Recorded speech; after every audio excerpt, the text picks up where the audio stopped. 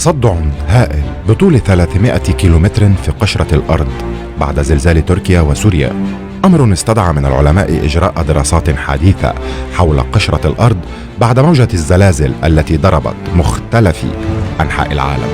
وجد العلماء أن هناك صدع يبلغ طوله 56 كيلومتر ظهر في الصحارى الإثيوبية، يعود إلى عام 2018 عندما ظهر صدع كبير يمتد لعدة كيلومترات وعلى نحو مفاجئ في جنوب غربي كينيا، وتسبب في انهيار طريق نيروبي ناروك بالتزامن مع ظهور نشاط زلزالي في المنطقة. وجد العلماء أن هذا الصدع قد ينتج عنه تشكيل بحر جديد في إفريقيا، وقد يقسم القارة إلى نصفين.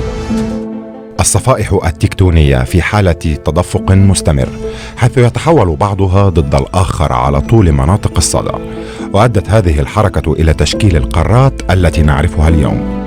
وشهدت الحركة المستمرة داخل القشرة القارية تكوين الوادي المتصدع في شرق إفريقيا الذي يستمر في الاتساع ويصبح أكثر نشاطا. وخلص العلماء إلى أن تشكيل محيط جديد في إفريقيا أمر مرجح، لكن الأمر سيستغرق ملايين السنين، وأنه بعد مرورها سيتقدم قاع البحر على طول الصدع، وستصبح القارة الإفريقية أصغر حجما، وستتشكل جزيرة كبيرة في المحيط الهندي تضم أجزاء من إثيوبيا والصومال والقرن الإفريقي.